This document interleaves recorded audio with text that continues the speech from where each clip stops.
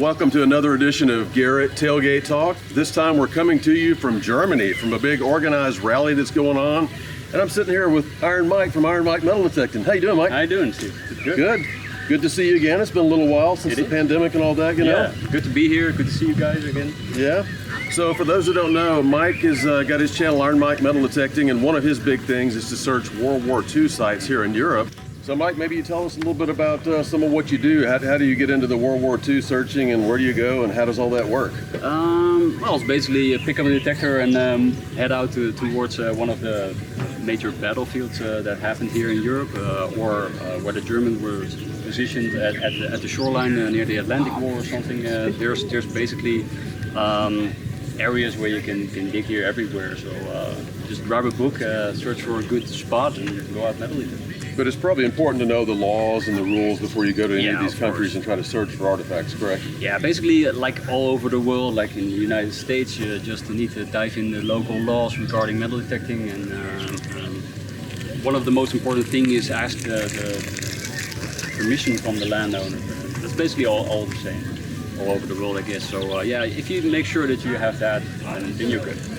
But I guess, part of the time you might find something dangerous, unexploded ordnance or bombs. Does that ever happen? Yeah, unfortunately you do. And the thing is that don't mess around with it too much. If you find Don't try this at no, home. don't do that. Don't move it around. Just leave it be. Mark the coordinates and report it or to the landowner or to the local authorities. The authorities to come deal with it. Take care of it. Yeah. Right. But again, most important thing is don't move it around. But what are some of the more interesting things you found in some of your searches, whether it's personal soldier, dog tags, money, or anything very interesting come to mind? Yeah, well, the most things that I'd like best to find is the personal items for soldiers, maybe a pendant or maybe a coin that tells a tale. For instance, a US dime found on the east side of Berlin where no Americans ever fought.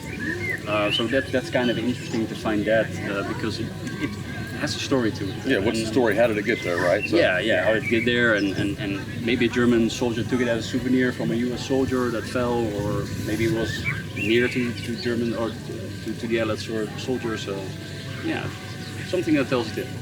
So any advice for maybe younger people that want to get into relic hunting or just metal detecting in general? Anything you'd offer to them? Yeah, get a detector, go out, metal detect, but make sure you have permission from the landowner. That's the most important thing, and have fun.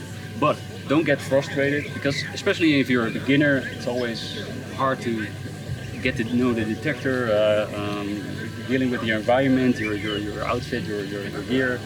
Just hang in there. Good finds will happen. Absolutely. Well, you know what? Good advice for anybody anywhere in the world on getting into metal detecting. So, hey, Mike, appreciate you spending a few minutes with us. Thank you. Wish you the best of luck in the rally out here. Thank you. Good to see you, buddy. Good to see you. We'll see you next time on Tailgate Talk with Garrett.